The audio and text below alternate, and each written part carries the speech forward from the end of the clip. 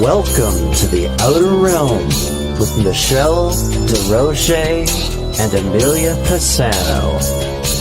Airing live on the United Public Radio Network, 105.3 FM in New Orleans.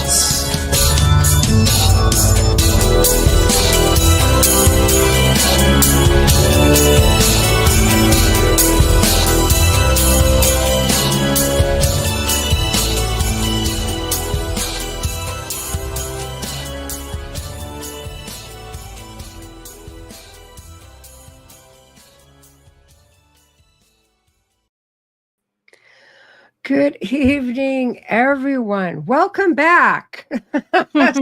Season's greeting, Merry Christmas, Happy Holidays, whatever the case may be.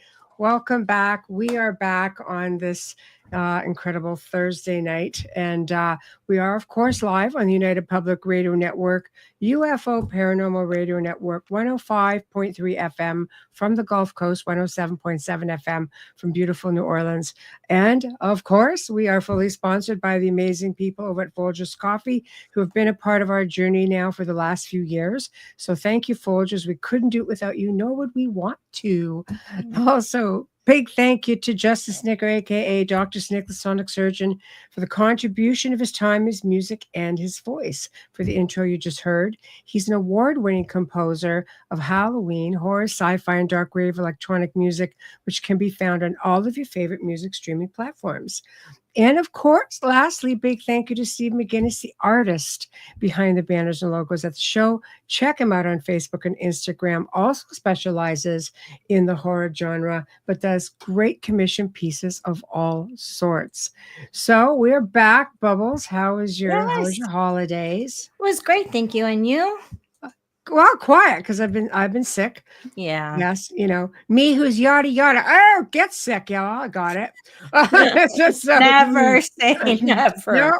Nope, that was it. So it got handed to me, and I've been just taking it. And our festivities, of course, will be on the upcoming weekend, and that's okay. I don't want to contaminate anybody, Well, I mean, I have a few choice people I probably wouldn't mind, but that just wouldn't be very Christmassy of me. So yeah. So anyway, but tonight is really looking forward to it, because and I'll let you guys know, we had actually contemplated whether this was going to be a night for a rerun, whether we were going to do an open mic, which we already did. And then, of course, our dear friend Michael Carter says, oh, it's a perfect time of year. Let's just talk inspiration. And I thought, you know what? Let's do an evening of inspiration and spirituality with, Reverend Michael Carter. If time allows, maybe we can pick his brain towards the end of the show as to all this chaos going on out there with drones and Pentagon saying, there's a mothership over us. They're all coming from there. And we're just like, wait, what? Like 6 weeks ago, there's no such thing. Now it's like, wait, what'd you say? So we're going to see, because, most people know Michael, of course, from, Ancient Aliens. So no better person, to ask, and out of sheer curiosity. But yeah, anyway, that's that. So, and without further ado, are you ready, Michael? Yeah, just nod. Yeah, we're good. Yeah, maybe no. Not yet. Yeah. All right. Yeah. So I was waiting for. Yes. Oh my gosh. Hey. Hi. Merry Christmas. Merry Christmas. Happy Boxer Day. Hold on. It's dark in here. Let me turn on some more light. Okay. Awesome. Okay. There we are. My side is well lit. Hello. Yeah, I thought so too. You're pretty well lit, Michael. It's probably your laptop, your screen that's dark. How's that? Yeah. There You're we go. good. Beautiful. Okay. Beautiful. So, how are that's you? a TV personality, always going for the I'm bright okay. light. Or the Bud Light. Or the Bud Light for the holiday. Or the Bud No, Light. anyway. I could use one of those right now. No, I'm doing well. And Yeah. You look good. I cut my hair. You did? And, yeah, see? How does it Yes. feel? You did. It looks Light. really good. Lighter. Thank you. I mean, I still have twist in it just in case I want to go back, but I don't think so. I swim, and it's interesting that the very things that got on my nerves to make me cut it when I wanted to do it, it didn't bother me. So you see how life changes. My shoulders were getting tight, my neck, because it's heavy. And if I get a bathing cap, if it gets wet. And I just said, I'm in a different part of my life now. And I just feel lighter. I put the bathing cap on. I'm aerodynamic. I'm swimming. You're probably I feel swimming lighter. faster, right? I have hair that's Yeah. like past the middle of my back, and there is Yeah. nothing worse than coming know out that of a feeling. pool with your hair Woo. wet. It's like, Yeah. oh my, yeah. Yeah. So, Yeah. it's cool. I dig it. And It I looks feel really good. Thank you, good. Mark. The light follows you too, brother. My brother, Mark Edison. So, yeah, but I'm feeling good. I've been looking forward to the show. It's the end of the year and want to set the tone for next year because next year will be an interesting year. And so, yeah, I hope you ladies are feeling good too. Yes, I mean, I'm just getting over being sick, so I'm my head's a little bit, but I'm armed Little and cotton ready. fuzzy. I just talked to Yeah, a friend of fuzzy. mine. Look, you got a fuzzy head, fuzzy, I'm cloudy, fuzzy-headed. cotton head. Yeah, no, Yes. but he's got the same thing. I mean, I Oh, don't know what you have, but he had cold. I a had cold. stomach virus, couldn't Oh, hold nothing. anything down, had a No, Ooh. fever, and he's nothing in like that. Michigan. And then another friend of mine in New York said, "Man, I think I got a bad cold here, so just take They, care they because hang with. Thank you don't you. want to start the year sick. You want to end it on a good note." I haven't That's been sick in years, and I was a little cocky and kind of went on about it like a couple weeks ago. No, Hmm. I don't get sick Yeah. because I She take says so that much once a natural year. stuff. She says, I My don't get I sick once don't. a year, and then she's sick right after that. I haven't Yeah, been yeah, sick in like yeah, 4 freaking years, and because I take all this natural supplements, and my yeah. Me immune too. system like fights back, and then all of a sudden it snuck up on me. Right, but you know I what? If hit you weren't by a doing Mack those, truck. Michelle, if you weren't doing those things, you'd probably be sicker longer. Maybe. So that's the whole thing. It's preventative. So when you Yes. do get something, instead of you being out for 10 days, 2 weeks, in Mm. 3 or 4 days, your immune system's getting it back together. So There's you'll be okay. there's a It's product on addictive. the market without giving the name because they don't pay us to talk about them that Mm. you insert into your nostril when you feel something coming on or you are going to be around someone who's sick. And knock on wood, that thing has kept me whole so far. Yeah, Mm. So I'm yeah, just saying it really does work. And I'm not naming who it is, but you'll figure it yeah. out. Just look for wherever the sprays are and you'll see it. It says Yes, Right. yes. blah, blah, blah defense. Yeah, there we go. That's your That's hint, all. Just people. giving That's you a your tip. hint. If Uh, you're, because a lot of people are run down at this time of mhm. year, either work Yes. or, the Yes, holidays, like I hosted. So I know it's exhausting. But I it mean, I can woke up be. late today and I took naps all day. And I didn't even seriously, I think I've been awake, I don't know, a couple hours. I've been sleeping all day. It's Mm. just crazy. Well, I thought this would be because we kind of jammed back and forth about what would be the perfect conversation for us to have, for the end Yeah. of the year, and I thought, oh my gosh, because it's a time of year, and I mean, it's different for everybody, but I thought it'd be nice to touch on some inspirational stuff and some spiritual stuff, and in the end, we can maybe touch on a little bit of the crazy that's going on right now.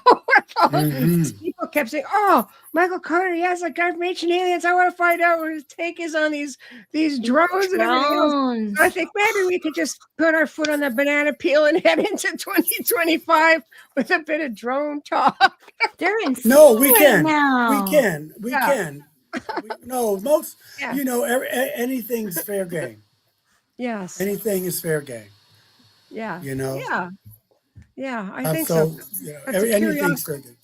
I Yeah. saw one. Did you? Yeah. Yeah. I didn't know what it was. I was Hmm. I was in my kitchen and we had replaced the windows and I haven't put blinds up yet. And I live in the country, and I looked out, and I'm used to planes going by because the airport's not far. And I looked out, and this thing's out there, but it's not really moving much. It's just kind of really slow. Mm-hmm. And then I thought to myself, the Warplane Museum is next to the airport. They wouldn't be flying that Lancaster right now, right? Because the Lancaster, I would hear that. That's 4 Rolls-Royce engines. You hear that. We do have a And I'm Lancaster. like, this is really bizarre. But I had I was coming into a migraine. It was a bad day. I had to go to my sliding door, which is right next to that window where I saw it, because I didn't even see it level off. It was just sort of like this. And I'm looking, I put my glasses on, I go out there. It's gray. It's tiny, like the size of a car. And it has the wings, but the tip is like this going in. So it's like that. It was interesting to see. No it sound. far north, though. Yeah. No sound whatsoever. Nothing. I'm like, okay. The hell is this? Yep. So, Right, and I am. I'm this far south, but obviously, it was all the media and the news. I'm skeptical about certain things, but the thing to me that gave it away was what you said about the no sound and drones flying. Some of them were flying really low, but what got my attention was that they were flying over our nuclear sites. And we moved those sites, and wherever we moved them, the drones found them. That's when I thought that this was not really from any nation on the planet, that they could follow our nuclear sites. So, I think 2025 is going to be accelerated as far as being told that we're not alone. We're going to see and hear more phenomenon. And I don't know where our decision makers are on this, but obviously something or someone is forcing their hand, because it's coming out fast and furious now. And it's going to even increase even more. Yeah. It's also increasing more. But again, when we split the atom over Nagasaki and Hiroshima, the sightings increased. And I don't know if people are really aware, and you don't want to dwell on it because, but we're really close to having at least a nuclear exchange, either in the Middle East or in Ukraine. And so it just lends more credence to the fact that maybe not all of our cosmic neighbors, but some of them are really concerned about that, and they are keeping an eye on our nuclear sites. And that's why, we're getting this national security threat. Now, for me, because I'm not military, I see that as, hey, there's some neighbors trying to tell us to dial it back with the nuclear. But if you're in the military, you see that as a threat. You see that as, wait a minute, this is my security's at stake. And you just don't want someone to make a really, really rash decision right now. I tend to think, a lot of people are thinking blue beam. A lot of people are thinking, just middle of November, they had the disclosure hearings and everything was denied. Now we've got the Pentagon screaming, there's a mothership over us. All the drones are coming from there. And we're like, wait, what? There's a mothership. So you are admitting that there's something here. Well, they have been. They have been. I don't think what I saw was ET. I thought it was just something else. Right. And maybe it is, but I'm just saying in general. No, I know. I don't want anyone to think that I'm claiming that, because I'm not. I don't know what something that like that looks like from another. So I just think we just have to be wait and see. Just wait and see. And use your common sense. and just see what's going on. Like I said, I know here in the United States, we've been told, that we're not alone. The last two congressional hearings, the whistleblowers who've been coming forward. My concern about the whistleblowers is that what's happening now is that most of the whistleblowers, if not all, that we're being told about, they're all military or military intelligence. I want to keep an eye on that, because what if they control the narrative, then people like you or me or ordinary citizens who are contactees or experiencers, we won't have any viable say in anything anyway. And so now then the government gets to tell you what's fake news. The government gets to tell you, they can shape this whole narrative when there have been people saying what they're saying and having contacts way before them. And I tip my hat to Lou Elizondo and Christopher Mellon. I don't want to imply that I'm not grateful for that, but this has been going on. And so, but we were told to stand down, that you're nuts, you're crazy. Now, all of a sudden, when Navy pilots and commercial pilots and military intelligence, now, whoa, all of a sudden, yeah, we would, wait a minute, let's slow it down a bit here. There are other people who have not only had contacts, but had messages exchanged, talking about consciousness or changing that, talking about, and so those voices are silenced now. And I want to really keep an eye on that, because if everything gets militarized, That's right. you got to be a little careful. Yeah. Because I think that's a really big fear, because there's so many people talking about, back engineering and such, that they've had a long time to do this. And the fact that I think with our star visitors, or those who are already here, I think consciousness is a really big thing. I think we have to evolve ourselves to be able to communicate on a different level. And I think those who are telepathically linked because they're experiencers are already in communication with what's going on, if it's them or if it's not them.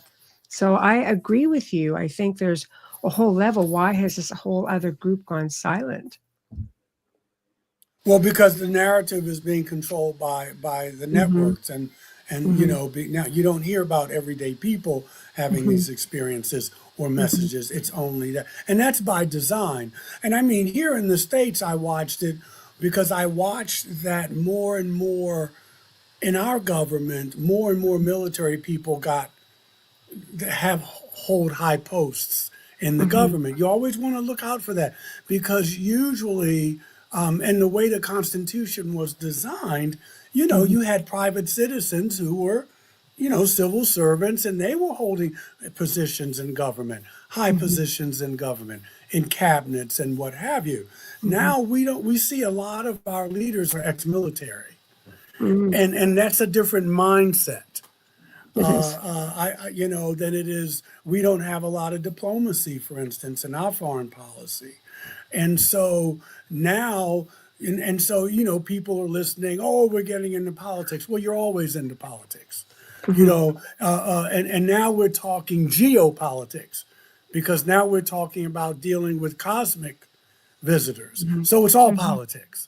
And those of you who say, I don't get into politics, well, you better learn it, because your life is being shaped by it. So we have exopolitics. We have the exopolitics, and you have the geopolitics, and they're all interlinked. They're all interlinked. Our geopolitics is very much connected with our exopolitics, and that's what these hearings are about. Right. So, but anyway, we weren't going to. Oh no, I'm going to segue us in. I'm going to segue us in. I mean, we can stay with it, but. Oh yeah, no. We can definitely we can jump around as much as possible. We'll just see where the chat takes us. But for those right now, because you do have, and I know we've touched on this before, and I think it's a good way to segue us, around a little bit. But people of faith who have had these concerns, how will taking yourself, for example, if someone from your congregation comes up and says, Reverend Michael, like something, this is going on, how should we react to this? How should we take this? Should we be fearful? Like, where does God fit into all this? Like, what is your advice? And basing the Well, fact that all faiths are going to have these questions.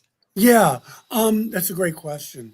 Well, I Thank you. would say keep the fear out as much as you can, Mm, because once that takes hold, then you're susceptible to conspiracy theories. I'm not talking about all, but conspiracy theories, people telling you what this, that, and the other. You keep the fear out of it. And just know that if you are a person of faith, whatever that faith is, this is when you have to fall back on it. It's easy to be faithful when things are going well in your life. It's real easy to say, oh, I got this together. I meditated today. I've contemplated. And that's great. But it's also in times of uncertainty, because that's your faith. And I would take it even beyond the faith. I know I don't have faith. I have experience. I have knowledge. So that, to me, that's a different step. But having said that you trust yourself, and whatever that faith is, this is when you lean on it. And if it doesn't do you any good in times of turbulence or uncertainty, then you have to rethink it, right? We've heard the unexamined life is not worth living, but the unexamined faith is not worth having. The second thing I would say is that, try to be around people who share those same beliefs. You don't want to go to someone who you've got to prove they exist, or what are you, crazy? That's not what you need right now. You need some nurturing. When I counsel people, other experiencers about this is what I do. I'm a non-shaming presence. I will listen. I will not judge. I will listen to what you have to say. And also remember that you can still believe and be a contactee or an experiencer, or call it what you will, and still have these experiences and still keep your faith tradition. That's why I keep all these Bibles in my house. I never got rid of them, even when I start, because they are the written testimony of our ancestors telling us what it was like to share the planet with non-human intelligence. That's what those stories are about. Now, there's wisdom and beauty and all that in there, but our ancestors, because no one wants to use this word, but we were invaded. That's, when beings come down and mate with your women or help you, that's an invasion. Now, if you don't like that word, you can say it's an intervention. Well, But what if they were whatever you here want to first? call it. What if we're the invaders? What if we just dropped Well, off here against our it's not. will? But it's not a competition. It's not a Yeah. competition. No, but You know what I'm because saying? there's a strong belief that we were sharing space long before we were aware. But it really doesn't matter. That doesn't matter, because the point is, whether we were here or not first, we are still being manipulated in some ways, and so that it's not a well, I was here first. Oh, you were here first. But our whether it's the narratives of Aboriginal peoples, whether it's the Dhammapada, the Buddhist, or the Vedas, or the Mesopotamian text, or obviously the Bible and monotheistic texts, all those stories are telling us, hey man, people from the sky came here and we were invaded. And some of them were for us, some of them were not, and some of them were here just to observe. And we're writing this down. We wrote it down. So you can know this is what we went through. And this is how our religion started. So if you put that in a context, then you don't have to get too anxious, because we're going through what our ancestors went through, where their governments were saying to them, no, no, no, no, your allegiance is to us. We will keep you safe. We will tell you. Well, this has been happening all the way through human history. The Jewish scriptures did this. It happened in Christianity in the second, third century, right after Constantine. It happened in the 5th and 6th century BCE with the Hebrew scriptures. And by that I mean, these stories are in, these stories are out. It's not going to be all these other gods. There's going to be one God, one temple, one king, one high priest. Why? Because it's easier to rule that way. Not a big secret.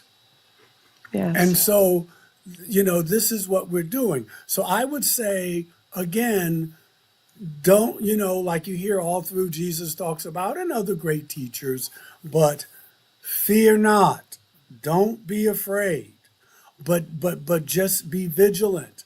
Watch, study, take care of yourself.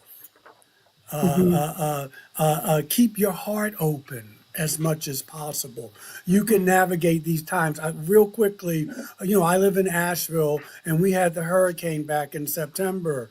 And, we came through okay. Some people lost their houses, some their lives. So sad. And my point is that, but we're rebuilding. We're rebuilding. And we forget that, these things happen all the time. Just sometimes they happen in Nepal. They happen far, far away, but it happened here. And people freaked out. And I get it, because we were in the eye of the storm. But you must remember that our ancestors went through the same thing. Pole shifts, okay, continents drifting, tornadoes, floods, asteroids hitting. Human beings have been doing this for years. Those who don't survive, we grieve. We grieve. And then what happens? We rebuild. We rebuild. And that's what's going on. And so we will rebuild. And so you don't have to fear, but this is the time to really let your faith work for you. And if it's not working for you, then you really need to revisit it. And I'm talking about any faith tradition, any spiritual tradition. If it's not working for you, because this is the time you need it, not when things are going well. That's It's right. easy to be spiritual. And I don't mean that like you put on a coat. Either you are or you aren't. It's something that you are, not something you put on. But hold on to what works for you, because it's going to be some ups and downs. And but if you have your center, you'll survive it. You may even thrive in it. Yeah. Sorry, I just had to get a sip of water. Yes. I'm hacking. It's getting late. Yes. The Cheers. body's getting tired. It is. That's It is. why. Yeah.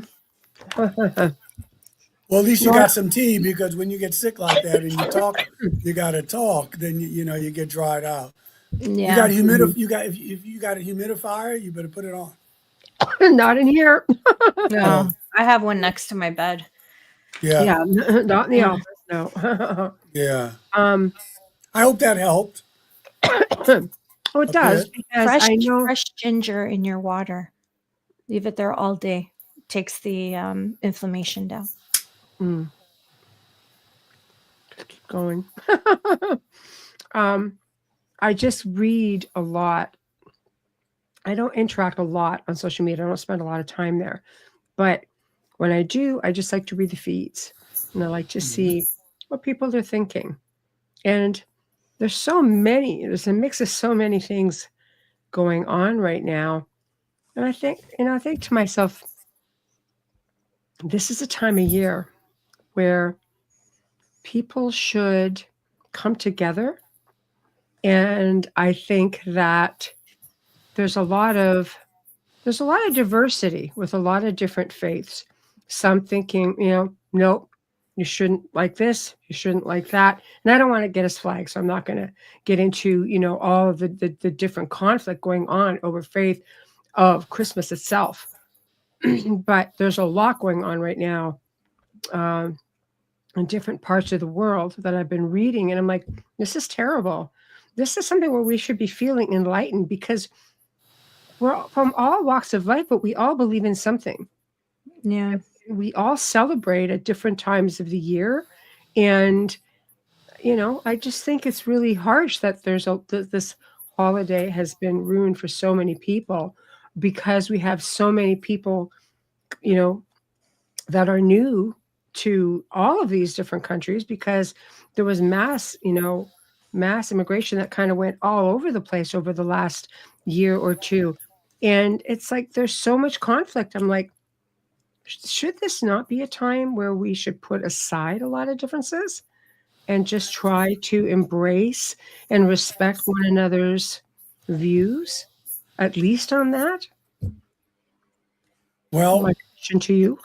well, Michelle, you're my sister and I love you, but you use the word should about 5 or 6 times. Get rid of that.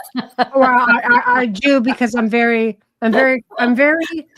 to be very. No, sorry, I was cautious. just, No, she's no. trying. Be It's a very tough cautious. time here. Yeah, but you got to Yeah. get rid of should, because you're shoulding all over people. Mm. And you don't want to do that, because there are no shoulds. We got 8 billion people on the planet. Mhm. It is not, it's just not possible that all these people are going to do the same thing at the same time.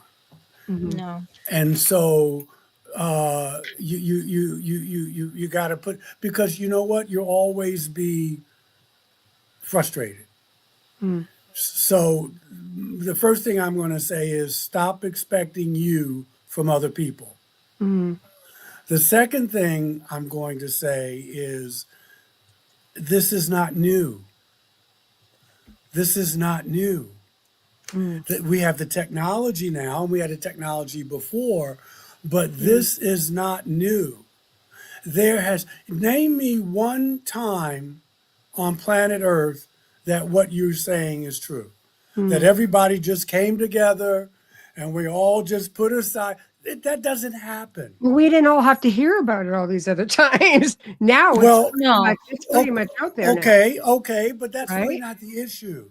Mhm. The issue is that what you have to do is to let the world be what it is, but you be what you need to be. I'm not speaking of Other, me specifically. I just well, want to want to set the record straight on that. Right? but Yeah. I am, Right. Yeah. and I'm also using the universal you. Right. The Christians call it the peace that passes all understanding. The Buddhists call it something else. Everybody has a name for it. But there's a peace that you can have with you, no matter what's going on around you, when you're not so concerned about what you can't control. Yeah, that's a tough one for me. It's a tough one for everybody, but all Yeah. great spiritual teachers tell you about this. It's You know, understood. No, I'm just saying, if you go No, back no. and read the story of the Buddha, if you go back and you read the story of Jesus, if you go back and read the story of Teresa of Avila, if you go back and read, they're aware of what's going on around them. And they're trying to make their world a better place by living their values, but they're not telling you to go out and try to change it because you can't. It's so sad because so many faiths at this time of the year all believe in the commonality of light. So I think that's what you were trying to get at, Michelle. Like, why can't they just, like there's paganism in Christianity, the Jewish menorah, it's about light, the Diwali, our Thanksgiving is the festival of light, like the season of light, rather than saying the season of Hanukkah, the season of Christmas. No, exactly. But instead, I'm seeing people defiling, They're doing it right now. That's what I mean. Like, this Yeah. is some of the things I'm seeing. They're Okay, protesting in the okay, streets. They're okay. defiling, But you that's know, But okay. they're That new that's to this. okay. But yeah. but that doesn't have. Listen, it depends on how you look at it. I had a Christmas Eve service. No one was defiling anything No, for that hour or two. So what are you going to focus on? You're going to stop people from marching in the streets? Are you going to stop that, or can it, you focus on the good blessings that you have and how you can play that forward? Well, I'm a light And worker, so for and me, so it hits me in a little bit of a different place, you know. they're okay, not okay. just But that's protesting a though. choice. That's They're a hurting choice. people. They're Okay, hurting so people. so I Yeah. will say this, guys. You got two choices. You can focus on that, or you can try to keep your light shining. Because as I've said, that has always gone on, and it always will to a great extent. Yeah. I think it's new to this part of the world though. That type of Aggression. yeah, I'm trying to do it without getting yanked from YouTube. If you saw a video today of a certain shopping center in the city near me, you would be, I think you would be quite surprised at how bad it is here. I don't Because I think don't so. I don't think I really, would. I don't. I have seen things. I've had people murdered in my family. I have yeah, seen friends shot. so have So, I. but it's not about that. All I can say is this, because we're going to be beating a dead horse. You have a choice on what your focus is, and so you just make the choices that are better for you. I Well, live in I'm the same scared to world go you. out. I live in the same world you live in. My heart is Yeah. full of joy, but that's a I choice. want to fix That's a everything. choice. I Yeah, want to and fix everything. But my thing yeah. is, I have fear to go But out how's that now, and working? I But fear how's for that my working daughter. for you? Not good How's at that all. working for you? Not good at all. So But I'll take so then 100 maybe. people in my house and feed them, but I don't want to have to go anywhere. Well, It's but I'm just scary. saying, how's it working for you?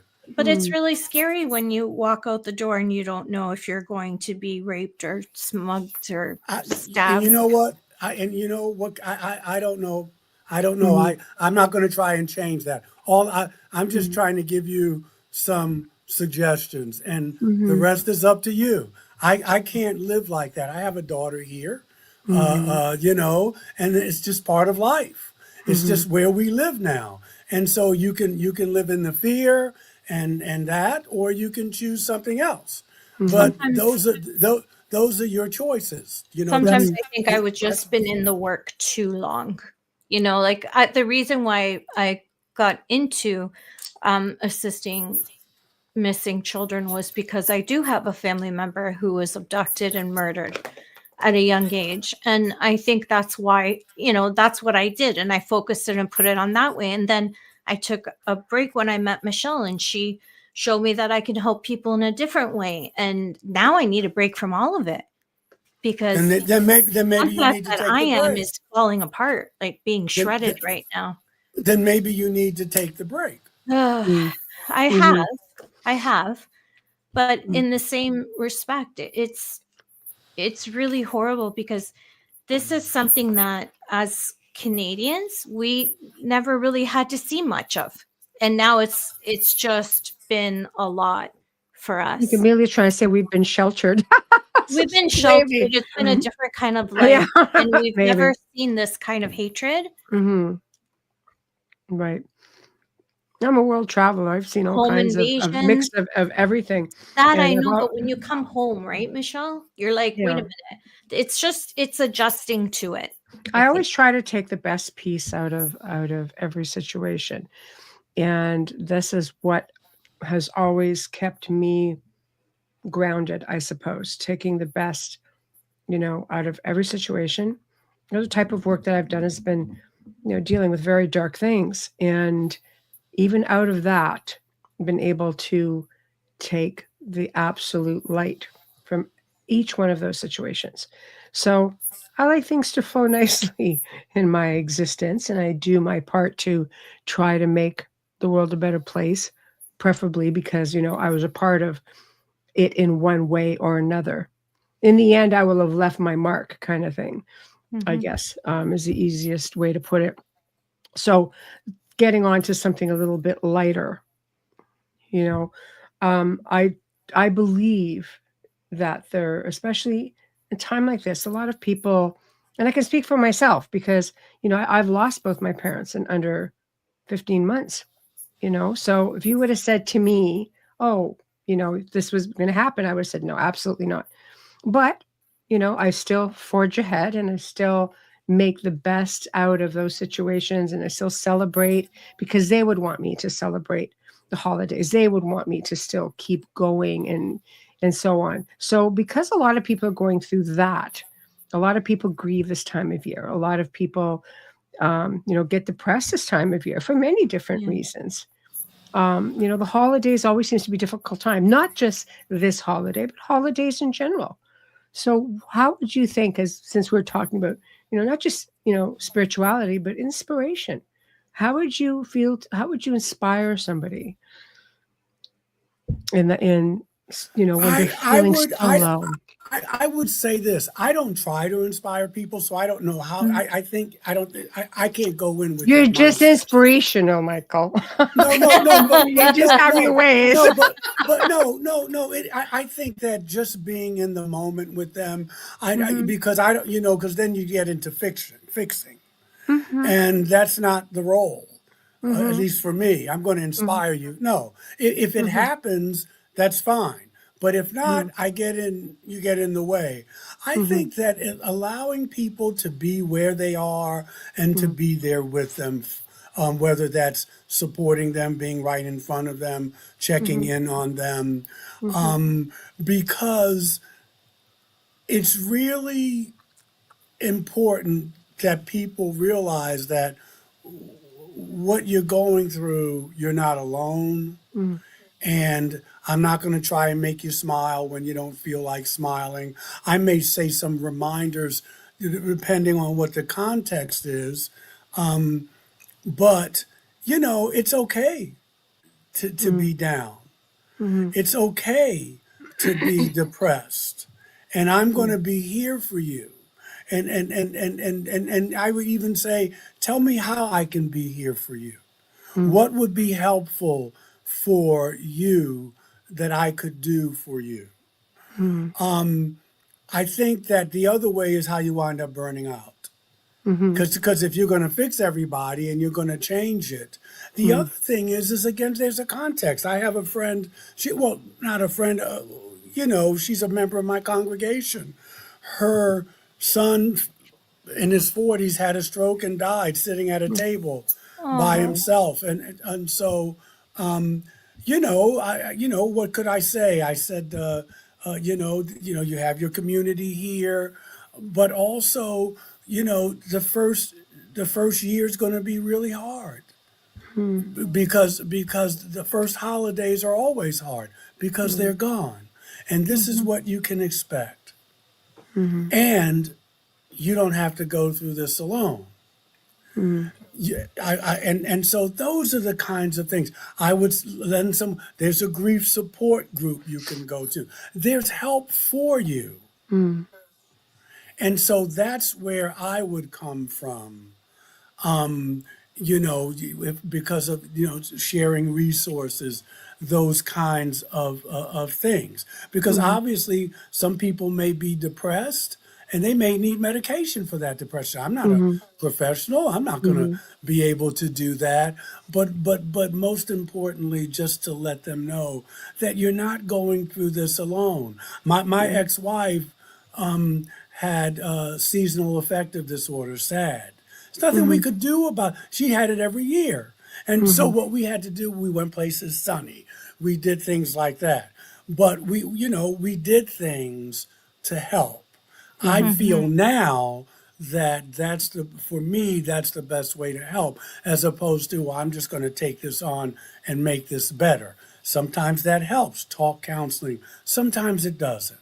And so each situation, there's not a formula, because if it was, nobody'd be depressed, because you could just say, well, if you do this, voila, Mm-hmm. So meeting people at their map of the world, knowing your limitations going into the situation and knowing theirs, I think that's helpful and healthy for both parties. Mm-hmm. Yeah. Maybe donate your time, for people who are just looking for something to do. I've known people through the years who've been depressed, and they found great joy in, let's say, going to a homeless shelter or a soup kitchen and just donating some of their time, giving back to their community in times like that.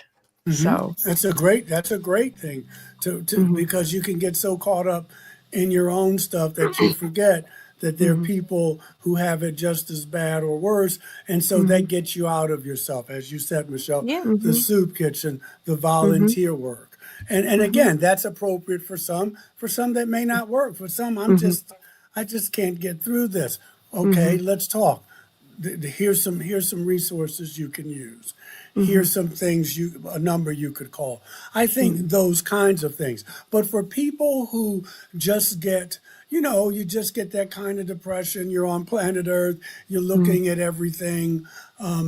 There's wars and rumors of wars and people acting a mhm, fool. Then you can just remind people of don't let the things you want make you forget the things you have.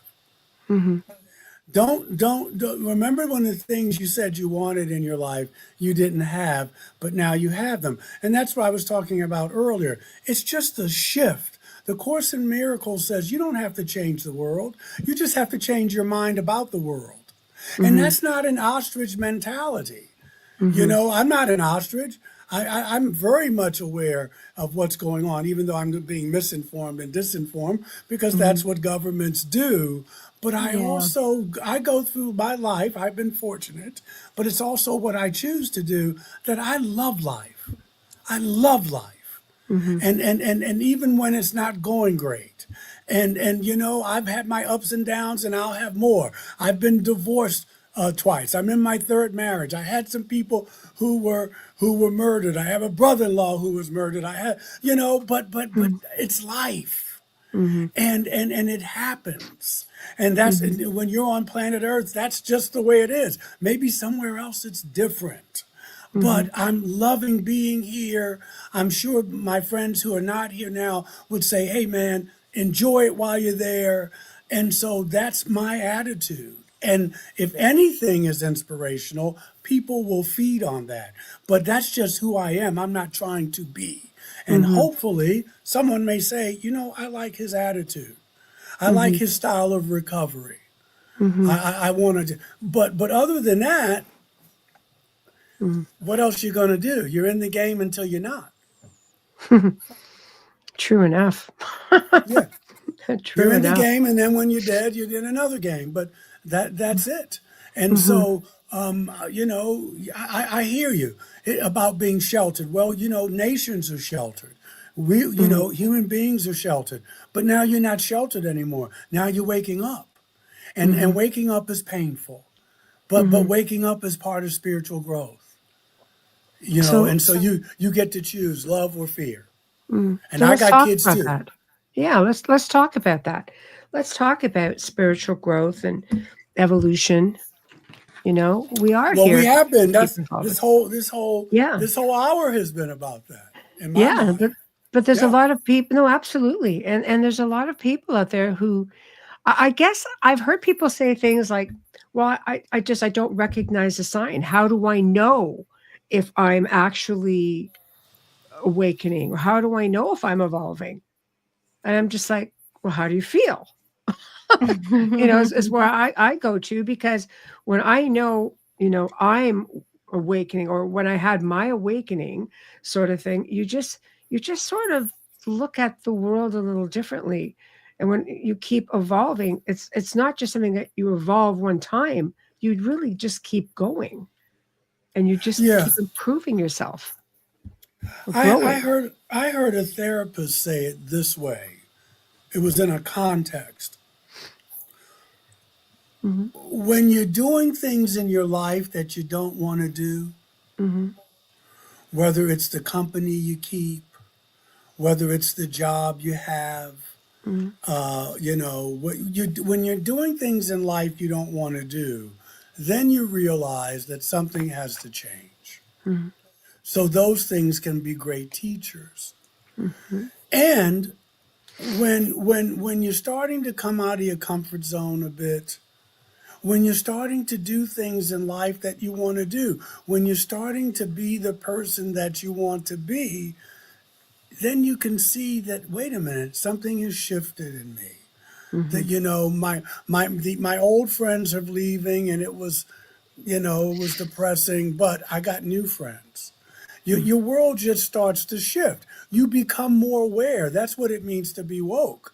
Not what we're hearing now, but that's what the Buddha talked about. People said, "Are you a god?" No. You know, "Are you a holy man?" No. You know, they add more questions. They said, "Well, what are you?" He said, "I'm awake." And that just means a shift in consciousness just means that you're more aware. You're more aware of yourself, your limitations, your growth. That's when you start to know, hey, I'm evolving. I'm more aware. I start feeling that I'm interconnected. I don't feel like it's just me. You know, I feel like what I do, that I'm part of an ecosystem. I'm part of humanity. There's an interconnectedness. I start making choices and decisions, not just based on what Michael wants, but how will that decision affect those around me? That's the shift that you have in consciousness. And when you get it, that people may not understand that. People may drop out of your life.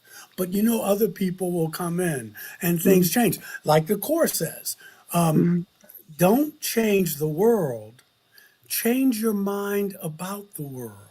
And when you do that, the world changes because you see things differently. That's when you know that your path has shifted.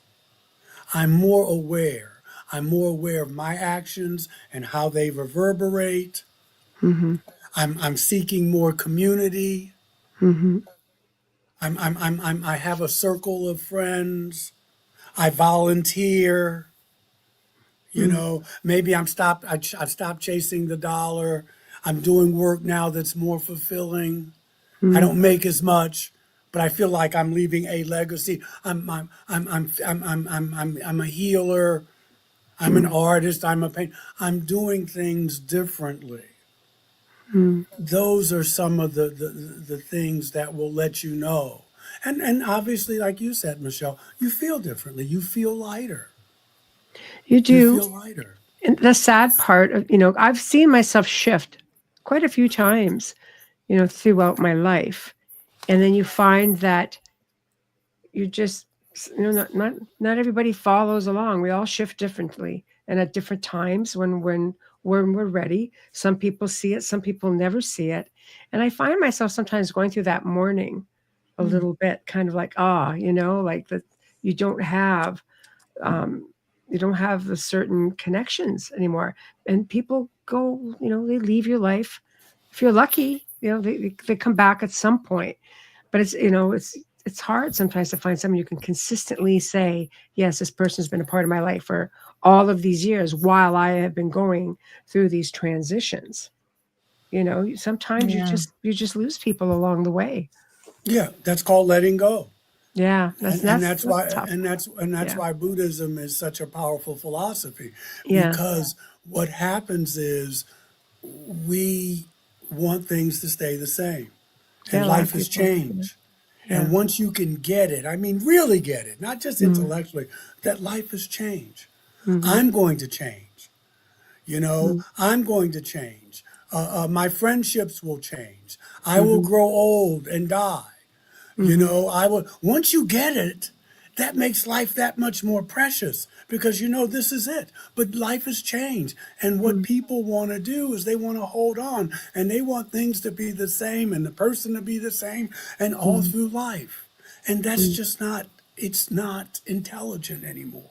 You can do that, but you're fighting against life. Yes, I have friends that I've had for 40 years, and yes, but people grow, they change. Maybe they outgrow me, I outgrow them. But if Buddhism it doesn't tell you anything, well, Stoicism as well, is that life has changed. And once you get that, you can live a more authentic life with less stress. But we are taught, not just in the West, but mostly here, that it has to stay the same. And that's where you get attachments, and that's where you have suffering. The Buddhism says, I suffer because I get attached to things having to be the way I want them to be. And you can tell when you're evolving because you have to give up being right. When you can give up being right, you know that, hey, I have shifted. And that you allow people to be in who they are, and you can preach till you're blue in the face, but a person has to want to do, and it doesn't make them bad, but you know when to step back and say, okay, that's their journey, and I got to be on my journey. And those are the things, so the little things that irked you, they don't matter anymore. And that's another way you can see where you've grown. Because, as I said at the top of the show, at least for me, one of the things that brought me some inner peace, and I don't do it all the time, but I do it a lot more. I give up being right, and I don't have to, I just really stop worrying about things I can't control. And my life has become simpler. My relationships have become more authentic. I just allow people to be where they are. And that means I can be where I am. And I don't try to fix everything. And my life has just blossomed.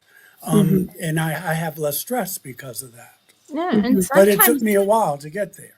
sometimes not having a person in your life that you thought was so important to you is a blessing as well, because it can let you grow, because they might be hindering. Well, I learned that from Michelle. That's why she's going, I know, it's true. that's my bubbles. She's like, that's my I was in a different place when I met her. And, and you realize that when you go through things, and I always said with every death that I had to go, I had suffered a lot of loss by the time I was 33. I had suffered a lot of loss in my life, but I didn't fall into it, so to speak. I kept busy by taking care of other people. That's how I kind of got through that. But I also learned so much from it. And I always said, how they say there's a silver lining in every cloud? Well, it's real. It really is real. Every death taught me something that made my life better. And I thanked them for it. So that was how I was able to move forward, was saying, thank you for being a part of my life. I was so blessed and so fortunate. You taught me this. You taught me how to live better this way. And that's how I honor them in my life, and continuing to share them always with my daughter, for the ones she didn't know, so that you're keeping them alive, and you keep on going for them, so to speak. Like my mom, my brother, my dad, my cousin, like that kind of stuff. You keep going for them, and you live. My brother taught me how to live through his death, if that makes any sense. He taught all three of us left behind how to live through his death. And I think also people come into your life to give you that lesson. Yeah. Sometimes it's nothing more, than just to give you that experience, whether it helps you evolve or whether you don't, is irrelevant, I guess. But, sometimes things are so short-lived, whether it's just a friendship that dissolves, or a relationship that dissolves, or whether it's the physical loss of that individual, through passing. They're just there long enough to give you, or maybe you're there for them. Right? Yeah. So I don't know. It's just, it's an interesting journey being here on good old planet Earth. So, For sure. Yeah. So Is it awful to say I don't want to come back? the transition. Yes. Yeah, It is just, no, it's not awful to say that at all. No, Yeah. I don't want to go through high school again. Even this last time I knew I've been here before. It was so bored. Mm, Oh I my don't know. gosh. But hey, it's 10:10. That's a good thing. Woo. It's just like, yeah, Get those angel spirit, numbers. yeah, angel, spiritual numbers. It's always a good thing. So, I don't know. So, going into 2025. Yeah, Yeah. here we How are. do you want to do it like a foot on a banana peel, or do you gracefully make your way into it? I think, what the old Chinese, they call it a curse, but it may not be, but may you live in interesting times. And we Yeah. certainly do. And I know that, it's been a year, always, I try to do this, I try not to wait till the end of the year to do this, but I do take the time during the course of the year. But at the end of the year, just looking at the trajectory of the year, where my shortcomings were, where my areas of growth were, just kind of looking at life. And I think that's always good to check in. And I think we live in exciting times, and two things can be true at the same time. We are on the brink, I think, of at least a nuclear exchange. We could get hit by a great rock from out of the sky. The climate change is getting really out of hand. We may have reached a point of no return. I don't know. You hear some scientists say yes, no. But with all that being said, I'm going into 2025 with great expectations. I'm going into 2025 with some goals I'd like to reach, some personal goals, some family related goals, some career goals.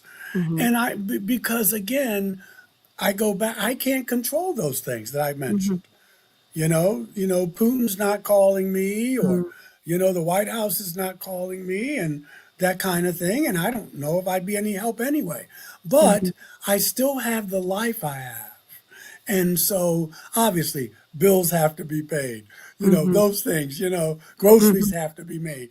But also that I have friends, I have people in my life who love me and I love them. And I want to cultivate those relationships. And there's some career goals I'd like to have. And so that's for me, that's what you focus on. If you start taking big bites, especially again around things you can't control, you're going to feel overwhelmed, you're going to feel depressed, you're going to want to fix stuff that you can't fix, then you're going to get upset because you can't fix it, and then that's going to bring you down, then your fear level goes up, and it's like, why? I remember I went to one of Marianne Williamson's lectures. This is 100 years ago when I was a deeper student of the course, and I pick out certain points of wisdom from but I remember she would say that people get up, they pick up newspapers, or they just do these fear-making things. Then they pour caffeine on top of it. and then they wonder why their day is so bad. I pour caffeine on it all day.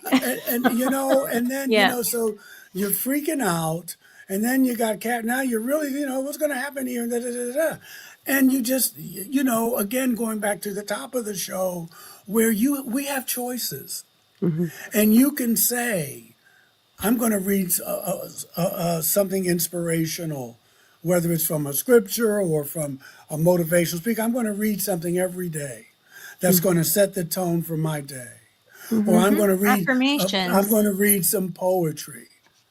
Or you know what I mean? Or I'm going to view a piece of art. You have things that you can do to shape the course of your day. You can sit there and visualize the kind of day you want to have in your meditations.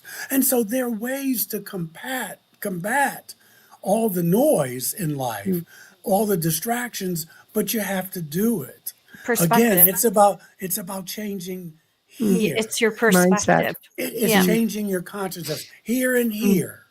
But Yeah. if you fill yourself with what's going on, did you see about all those kids who just got shot and you saw they did this and do that? And I'm not saying you don't keep aware of that, but if you let that eat at you like a cancer, because part of your diet is not just what food that you put in, it's what you digest in your consciousness. It's what you let in. Everything's balance. And you have to say, okay, that's terrible. Not unless you're going to write a check or you're going to go there and fix it. Then you have to say, how do I keep the life that I have and still be able to deal with this stuff? Because it's, when you're on an airplane, right, and they tell you what to do, and what do they tell you about the life, the mask? Put yours on first. Yeah. Or you can't Secure help yours anyone. oxygen first before you go off to help somebody else, Yeah. right? And AA, stay in your 12 steps, stay in your own lane. Well, you can use that metaphor for all of life because you know what? Sometimes, it's good to serve. It's good to fix if you can, to help. But sometimes we do that so we don't look at ourselves. See, because if I'm helping you, I don't have to look at my stuff. Because see, I'm so busy helping everybody. And sometimes I use that, I can use that so I don't have to look at Michael, you got some shadows, so you need to be looking at that. But no, I'm helping everybody else. See, I'm a good person. I'm a spiritual person. See, I'm helping everybody. And that could be the last thing that they needed. That's not the right way. Yeah, I agree with you on that thing. Because I always see those posts where they say, if you're doing the yoga, the meditation, and the affirmations, but you're not taking care of yourself, you're just as bad as everyone else. I'm like, oh my God, you don't have the right to criticize the way other people cope and deal with things. My thing is for me personally, being in the field that I work in, it's so hard not to want to fix, not to want to help when there's a missing child. Like I will go to whatever extent I have to if I know I can help someone. And that's the hard part. The letting go is the hardest part.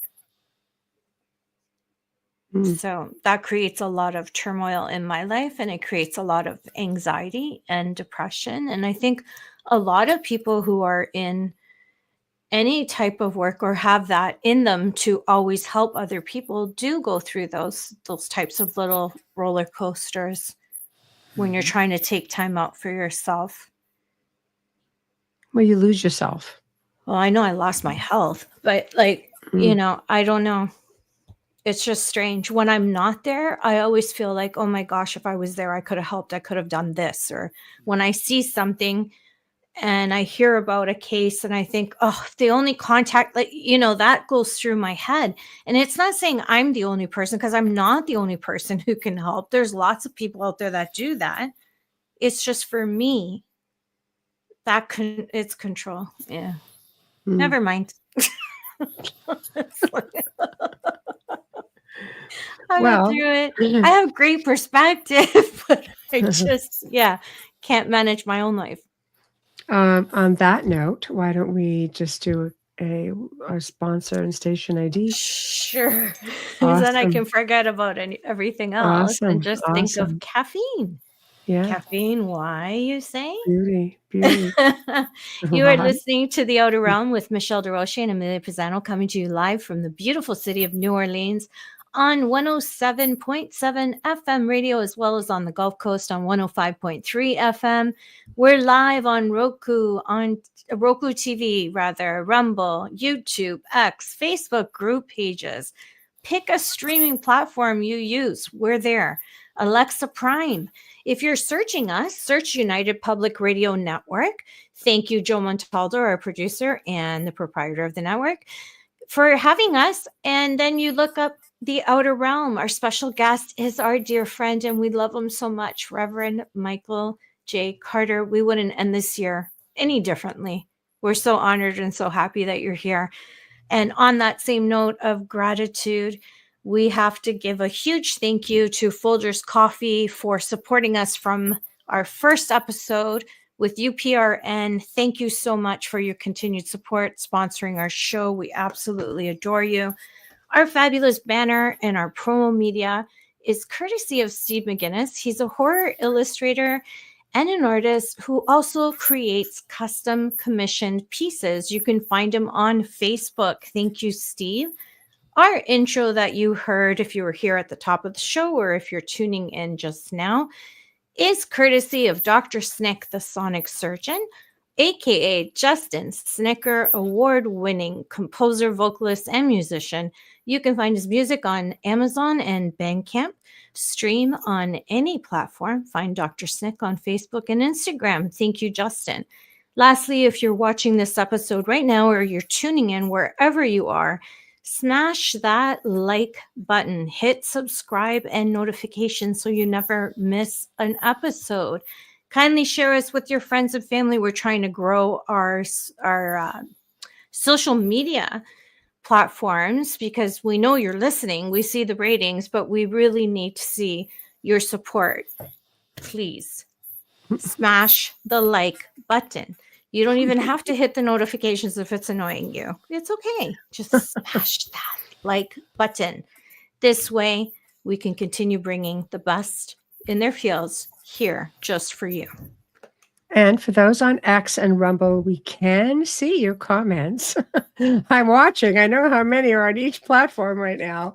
So please feel free to comment. It will come right up here into the soundboard, and then we can just flash it up the way we've been seeing everybody in on YouTube. YouTube's always very active, so we're very, very grateful. Yeah. So anyway, poor like button always getting beat on. Oh my God. Smash it. Yes. Smash it. I know. I know. Somebody's medicated over there too. You're welcome. Poor guy. Just like, once again, you brought the plague into the house. Thank you. And you're welcome. No problem. Got some time off now. That's it. You know, what are you going to do? It's that time of year. I know. It is. So, Michael, we want to go from here. You decide. We've been sort of leading the way here. You're always full of, I know you say, no, I'm not inspirational. Yes, you are. Yeah, you are. Every time everything is just always upbeat. Everything is just always feel good conversation. And you have a way of putting things out there that people feel inspired. Okay. I'm gonna okay, let's talk about Christmas. Okay. My favorite time of year. Mine too. Mm-hmm. People are nicer.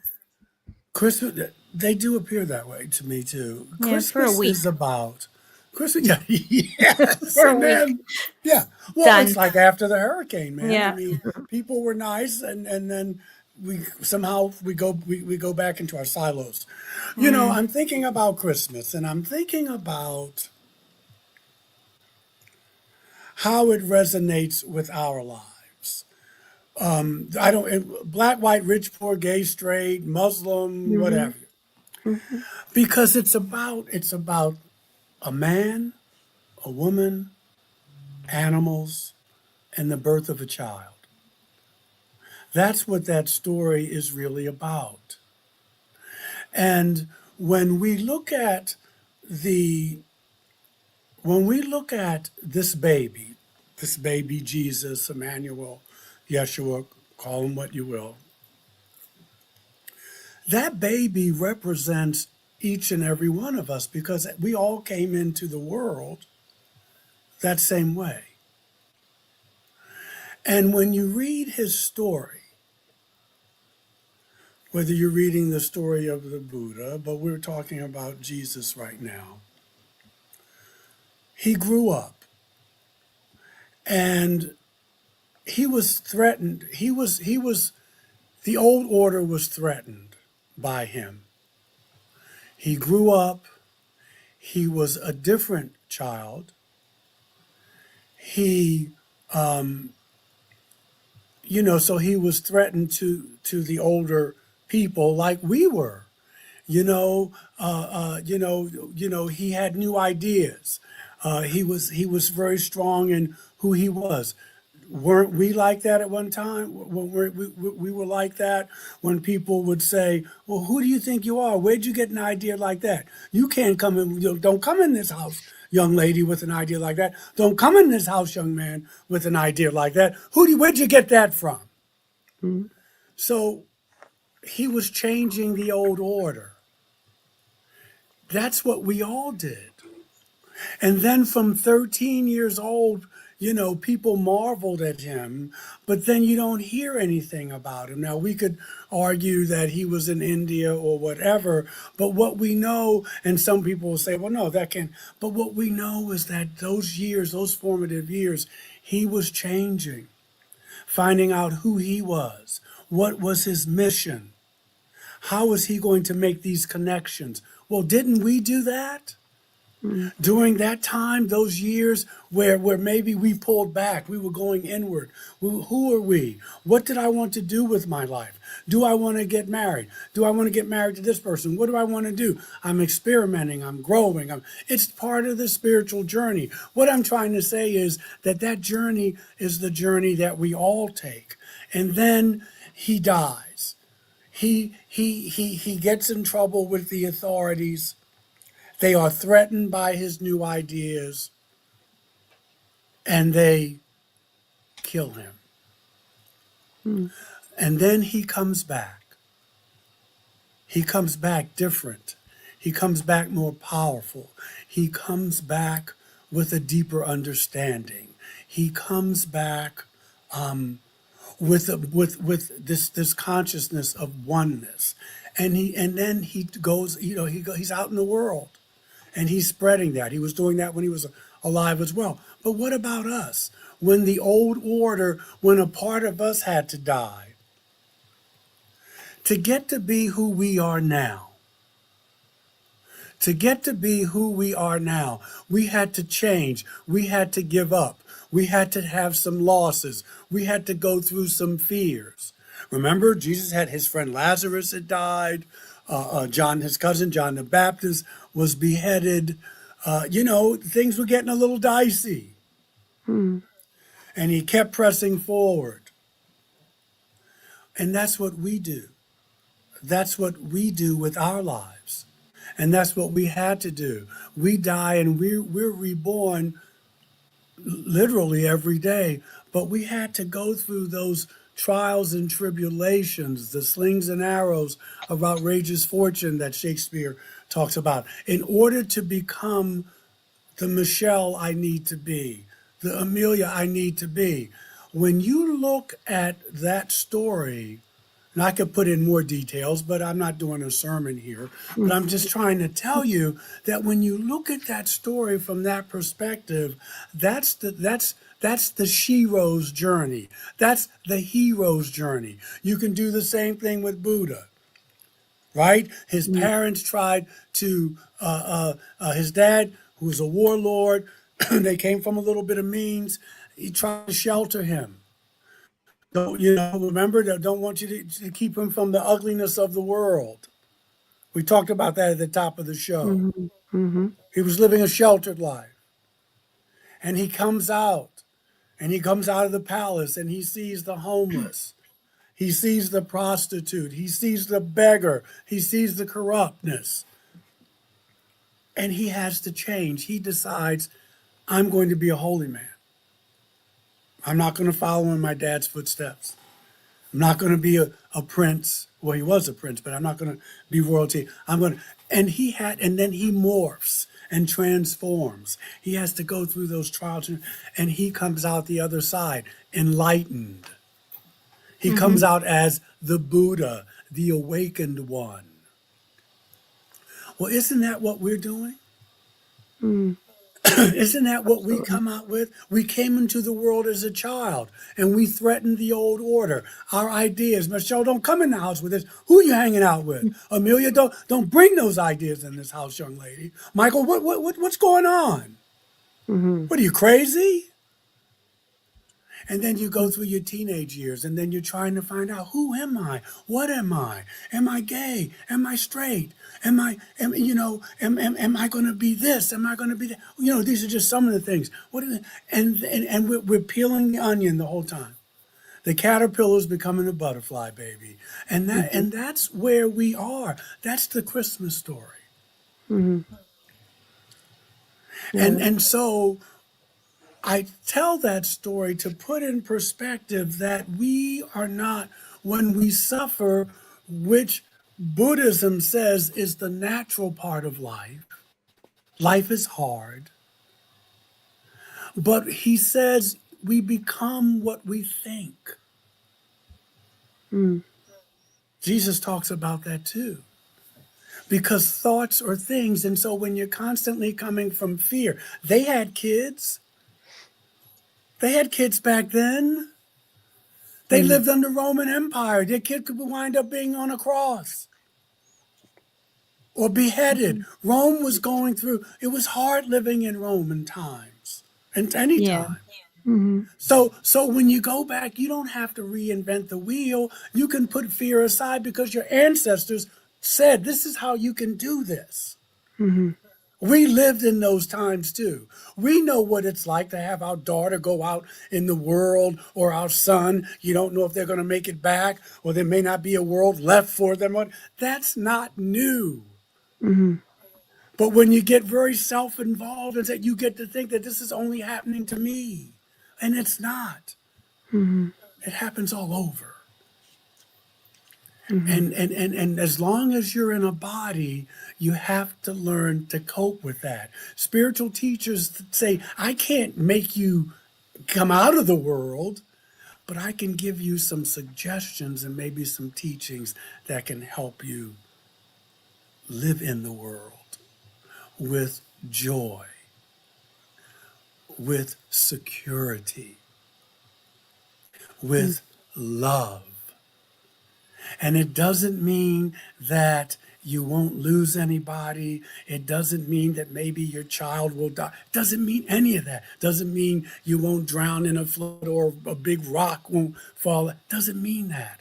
But what it means is that where you are now, in the moment, that is truly what life is. But you have to change this. The mindset. You have to change this. Perspective. You have to change your consciousness to have peace. Mm-hmm.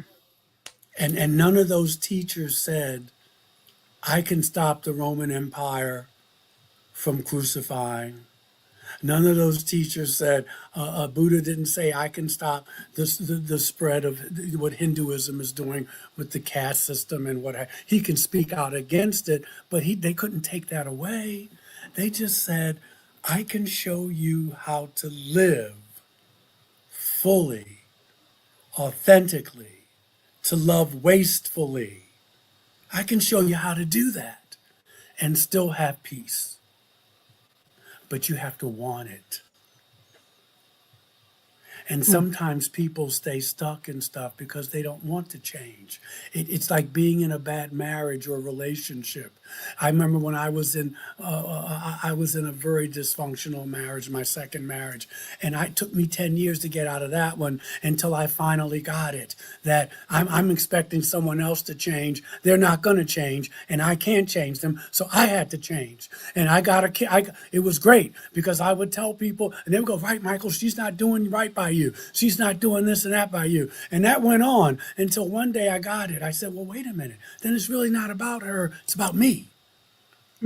Why am I still here? Why am I thinking this? Yeah. Why am I thinking this way?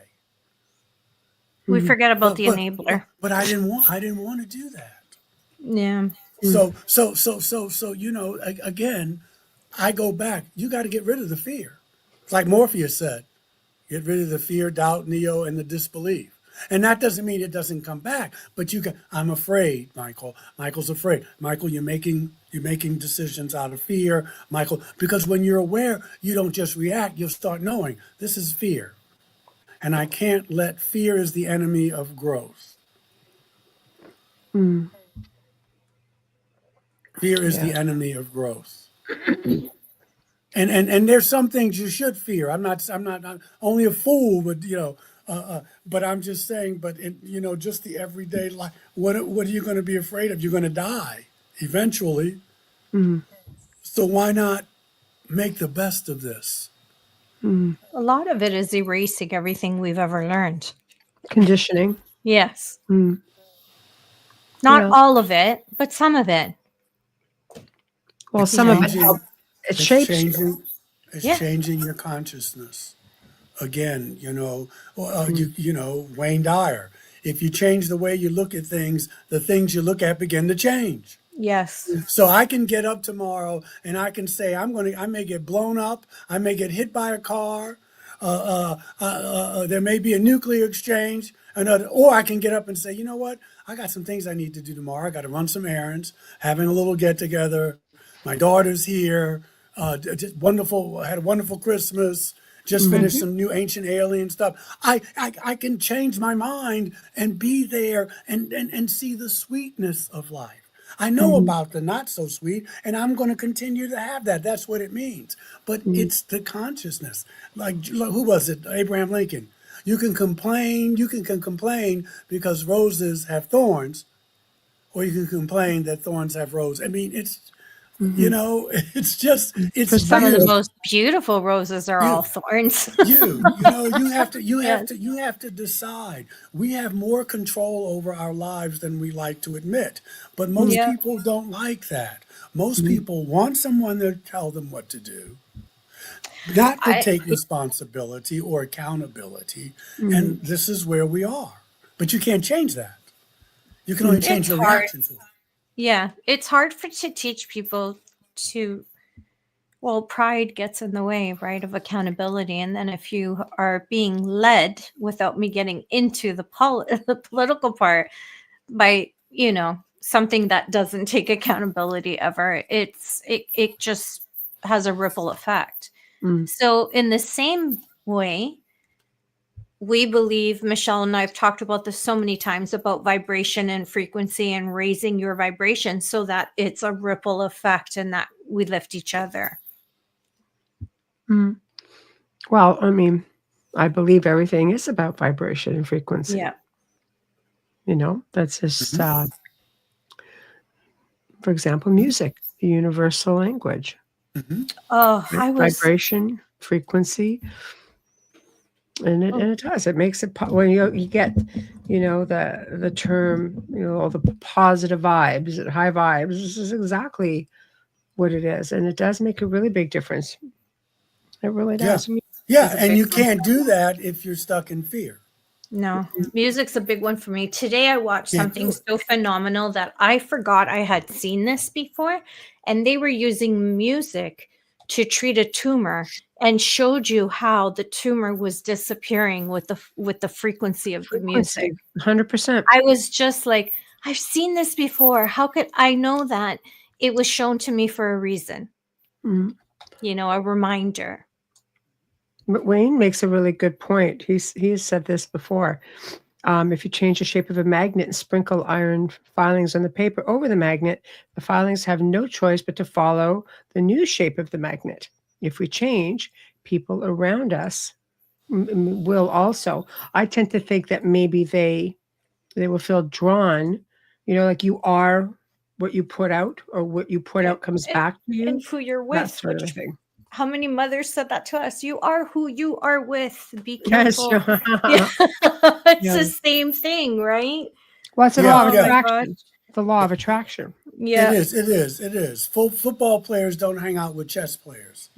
You hang out with people who are on the same frequency. But I would add something else, though. When you, again, and this is just me now, I want to be clear.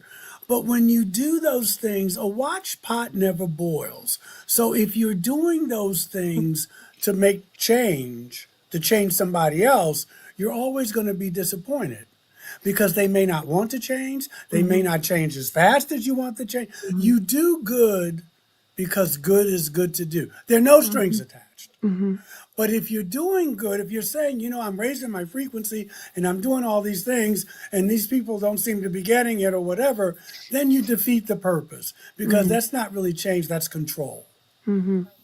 You It's do good because good is. I have a church and my church is growing, but I tell you, I do not worry about who doesn't like what I say, because if they leave, they'll come back.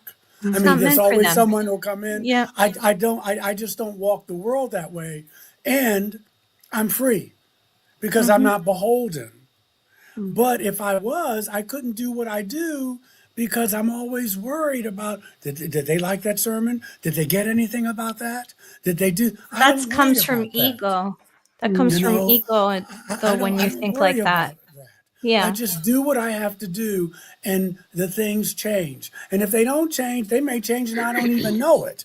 But I'm not. I don't get into that. And also I'm older, and so I try to be. One of the things about leading, walking a spiritual journey, is how do I spend my energy? How do I use my energy? And I don't use my energy the same way I did, because I don't have time, but I'm smarter now. I know, if I'm talking to someone and I get a lot of resistance, I just pull back and go, "You'll be okay. You'll find your way." Or, I'll take my little naps, as we had talked about. But I use my energy differently because I have a shorter time to be here. But if you plant something and it doesn't grow, it'll go somewhere else. But I used to, well, you got to get this. You got to listen to it. No, you do what you need to do, because it's your life. I'm trying to manage my life. I can't tell you how to manage yours. I So think you just those get to a again, point also where what mattered before doesn't necessarily matter anymore. It's inconsequential, no question. Yeah, yeah, right? yeah, Like I just half the things, I just sit back and I'm like, okay. I yeah. saw a perfect meme today. It says 2025 is going to be the year of, I'm just not going to argue. I'm just going to say, okay. Yeah, I don't argue. Yeah, Anyway, that's okay. Yeah, you that's do what the you need thing to in my do. head. If you say 2 + 2 = 5, all right.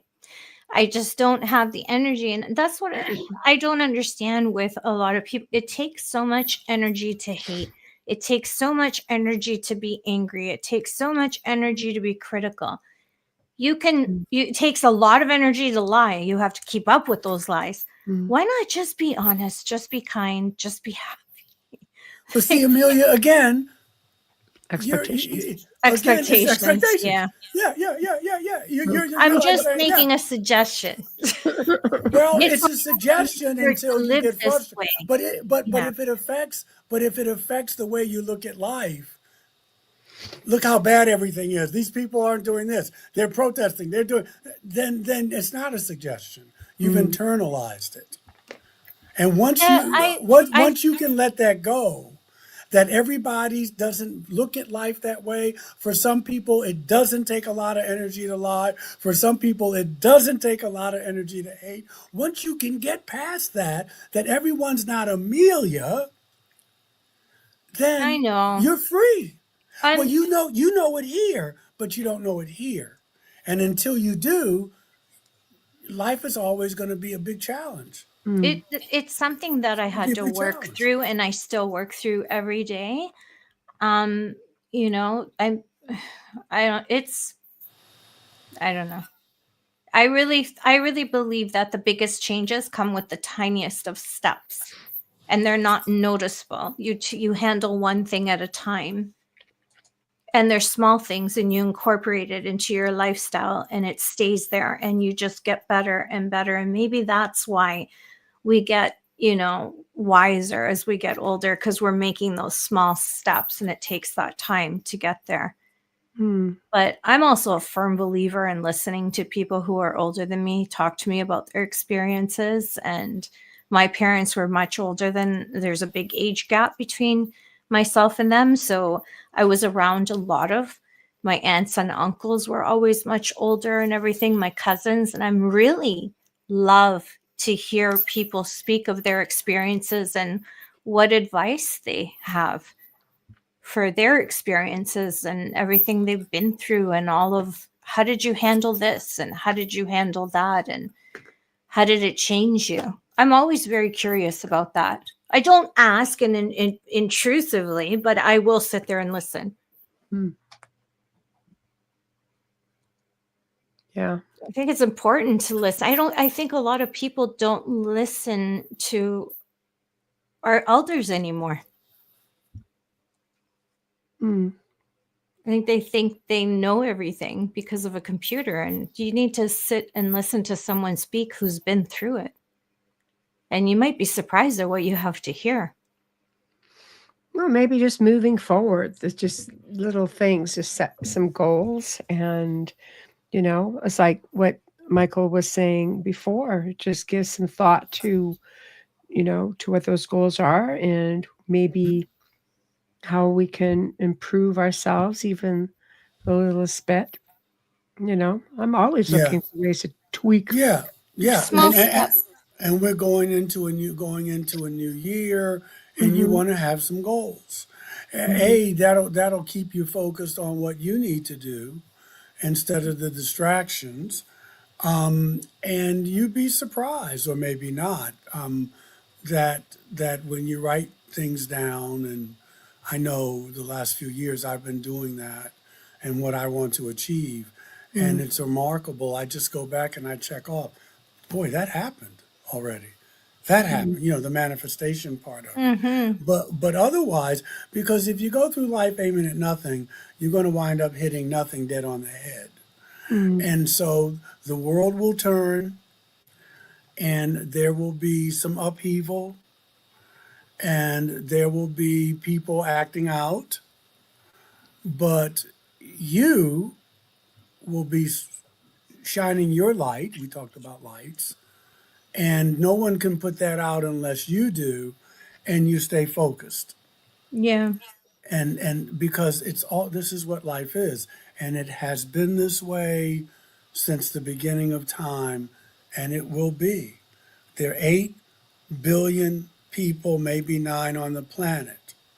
And if you worry about why there's not world peace, because 9 billion people are never going to be on the same page. You can see an accident out here. We could all three see the accident and see it 3 different ways.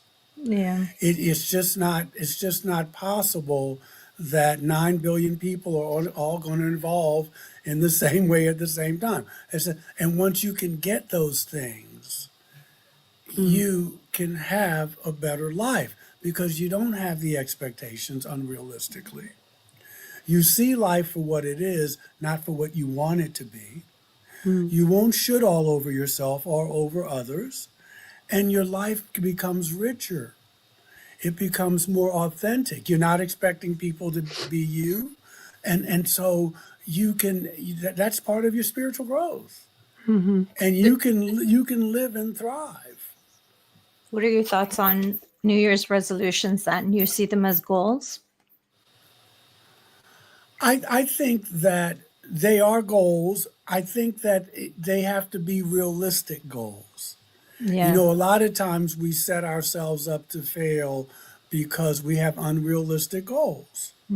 But if you can take bite-sized chunks of life and say, this is my goal. In 6 months, I want to have $1,000 in the bank to have a little security going forward. I'm just throwing that out. And in 6 months, I want to start dating again. I want to get out there. And so I'm going to give myself 6 months. By this summer, I'm going to lose weight. Whatever those goals are. I'm going to take a writing class. I'm going to start yoga. You make it doable. And that way, you don't have stress. You can enjoy the process. And life becomes manageable. So I don't make New Year's goals. I don't make New Year's resolutions, but I do set up. I have a journal and I journal, but I do write down what I want to do this year. But I make sure they're doable things. I want to take a vacation, maybe take a long weekend, or just doable things. I'm not going to let so and so trigger me anymore. I'm going to watch less of the news. Going to read more. Gonna listen to my wife a little more. I haven't been listening to her, not real. Things that you can do because now you're conscious of it. And that's what we're talking about, changing our consciousness. Really quick question, because we're slowly coming to the top of the hour. Do you want to get that, Amelia? Can you see it? Sure, will do. Thank you, Michelle. Mark Manzo. Hi, Mark. A question. People tell me I'm kind-hearted and always helpful, but I don't see it in myself at all. I don't understand what I have done, like genuinely baffled without the like. Yeah.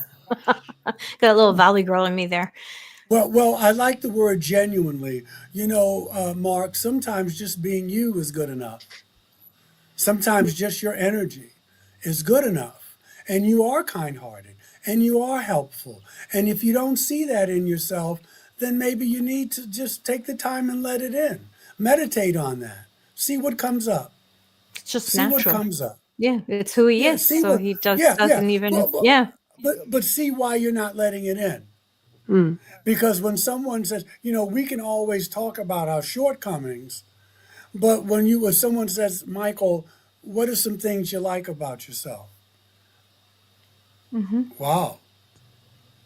And, most people are so used to beating themselves up. So just experiment with that, Mark. Why won't I let that in? Not saying, and maybe you really don't see it, or maybe you don't want to see it. Maybe there's a voice saying, well, who do you think you are? What are you going to get conceited? What are you going to do? You have to know your gifts. Yeah, why won't you let that in? Why can't you see? I bet you see it in other people. I bet you can see it in other people. Then why can't you see it in yourself? Sometimes I think it's because it's just who you are. Like some people are just, it's in them to be very kind and very helpful, and they don't recognize it because it's just who they are. Right. No question. However, which is beautiful. That's not what I'm talking about. I just think it's beautiful that he doesn't see it. Yeah. Yeah. It's beautiful that he doesn't see it, but we also want to own it. Who knows how much more energy you'll send out when you can say, that's one of my attributes. I treat people the way I want to be treated. Not only do I treat them the way I want to be treated, I treat them the way they want to be treated. That's something you want to own. You don't have to spend a lot of time on it, Mark. I'm not saying, to be obsessed with it, but sometimes because it's easier to help others, right? That's easy to do and not help ourselves. Who heals the healer? True. Who heals the healer? Well, And so I love it that you're that way. I hope you stay that way. But just experiment. How come I'm not seeing that? Because I bet you see it in other people, then see it in yourself. When I was coming up, and I learned this when I was in chaplaincy training. See, I could cry about your story. You tell me your story, someone was murdered, this, that, and the other, I was raped or what. I could cry about that. I could cry about your story, but I couldn't cry about mine. And part of my growth was to learn to be able to cry about mine too. Because mine is just as valid. Yeah. Yeah, To move forward, you have to go through it. Yeah. Well, I think this is a great place to leave off and forging ahead into the new year, because guys, next week when we come back, it'll be a new year. New Year's Day. It really will. Well, So I'm wishing all of you a wonderful and prosperous and healthy and light-filled 2025. well, we wish the same. No matter what the world is doing. Yes, same to you. That for you. Yeah. Stay in gratitude, because happiness lives there. My favorite saying of all. Stay in gratitude. Happiness lives there. So speaking of 2025, tell us all what you have coming up. How can people find you? Okay. You can find me at my email is MicheleDerocher.com. My fan page is Reverend Michael J. Carter on Facebook, and there's a Michael J. Carter without the Reverend in front of it. You can reach me there, but I much rather you email me. And thank all of you. I just finished doing 3 new episodes of Ancient Aliens last week when I was in New York, and that'll be in March. But the kicker is this: they're doing an episode on experiencers. Oh, nice. They're going to be talking, and they wound up talking to me about mine. You know, they never ask you that. Wow. So that'll be in March. They're doing a whole, I don't know who else is on the show. When I shot, it was just me in New York, but obviously there's going to be other people. So one show is going to be on the Book of Enoch. One show is going to be on experiencers. And the last show is going to be on some New Testament, some Bible stuff, some more Bible. Cool. And plus, So we'd that's love in to March. see New York at Christmas I love New York. at because it's so Christmas. beautiful during Yes, Christmas, right? And It's a usually- special city at Christmas. Usually I'm out Yeah. in LA and they said, well, do you want to stay in the same time zone? I said, it'd be nice. So I flew up there last week. So that's what's going on in my life. My daughter's here for a month Yay. from school. So Nice.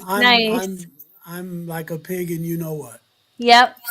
I love It's it. the best I having love them it. around. Yeah. And I'm looking forward to seeing those episodes as Me well. me too, because I was Yeah. shocked. Yes. Yes. But I think it's fantastic. And I Yes. know you're going to do great things because I know you're going to be back. We're a great Oh, thing.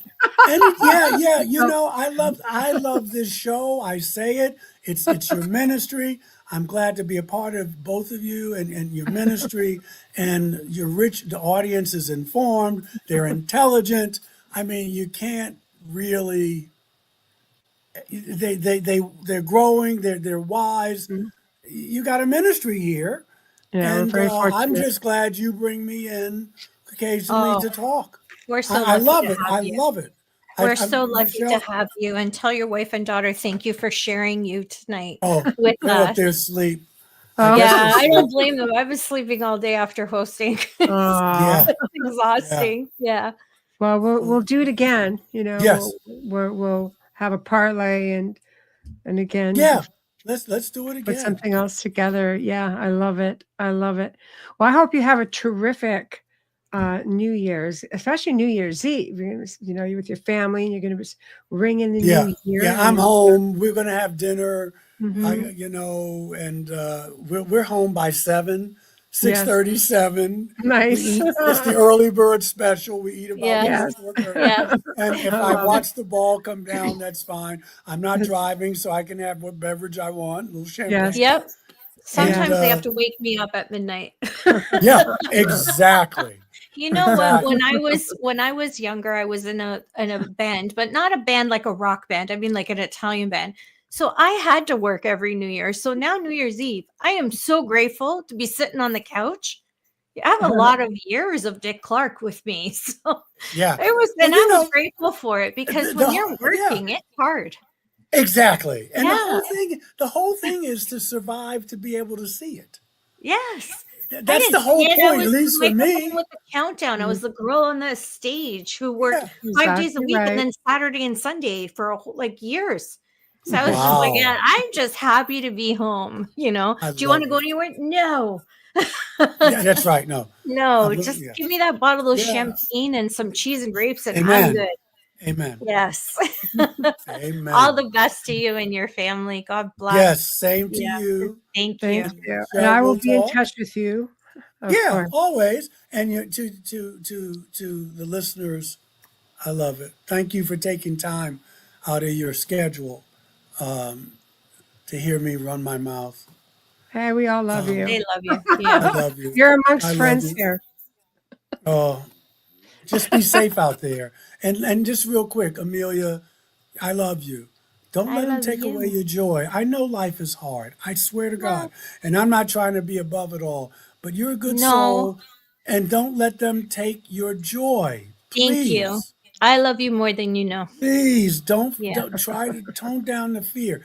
Don't. You're powerful. Don't let them do it. They're I've gonna been try. I've been They're gonna staying try. away from the Your daughter's internet. gonna be Yeah. fine. I know because when we've lost people through violence, you always think that. I feel my daughter's gonna go out here and get hit by a car. Or what if some a-hole is drunk or Yeah, whatever? it But becomes you more gotta put those. realistic. You gotta Yeah. put those thoughts out because you can. You can. It can be what you want it to be. She's gonna thrive. She's gonna live a long and happy life. Thank you. She's better than I am. She's got that Just mentality. I'm good. Yeah, We're good. yeah, We're because going they're good. young. They're younger and they Yeah. know. We know too. But Yeah. don't let them do it because you got a lot of joy in you. Don't let them do it, Thank okay? you. I love I'm you. telling Thank you, you. don't let them do it because they will try. Life will try. Life is neutral, but I want to make you people and your will family try. dinner. Like just to be able to sit right, Michelle. I'll make dinner. You guys all come. Seriously. I'll catch the flight. I'll catch the flight to Canada. Anytime, all of you bring your whole family. Michelle, come. It'll be the We'll best. vacation Can you in imagine? Canada and we will We have wouldn't even need to sleep. We'll just champagne and yes, pasta and everything you want. There we go. Your It's a wish is my date. command. And I've got to sign us off now. oh yeah, that's right. We've been talking. Okay. We're Happy done. New Year, everybody. Happy I'm sorry. New Happy New Year. Bye bye. Bye bye. Bye bye. Bye-bye. I forgot you got to get off. Okay. We Okay. are. Guys, so adorable. Yeah. Well, guys, you guys have been awesome. And honestly, Michael is always awesome. It's such a joy. But we are going to be live here on January 1st, the very first show of 2025. And we're going to be here with you guys. And we have a very This is a special first. guest coming in and the long awaited return because it's been probably about 3 years at least since he's been on, and that's Yeah. Mr. Fritz Zimmerman. His newest book called Ancient America, The Dark Side, which dives into the realm of the supernatural associated with ancient burial mounds and earthworks in the Ohio Valley, and catches archives for his work out there. It's unbelievable. He's going to be sharing firsthand accounts of people witnessing shadow people, cryptids, UFOs at these ancient sites. And I've heard this so many times. It's just, what is it about these places that attracts this kind of activity? So he's been in the field 30 years and has incredible stories that he wants to share with us. And Thursday night, we welcome back Todd Clements from the haunts of Mackinac Island for part 2. And he's going to talk about more haunted locations and experiences and just so much fun stuff coming up. I can tell you guys that we're off to a good start for 2025 with guests. We're going to have a lot of fun. So anyway, you guys be safe New Year's Eve because we want to see you all back here in the chat room January 1st with us since we're sharing our New Year's Day with you guys. So again, stay safe. Happy New Year. And we'll see you, I was going to say on the flip side, but we'll see you in 2025. Good night, everybody.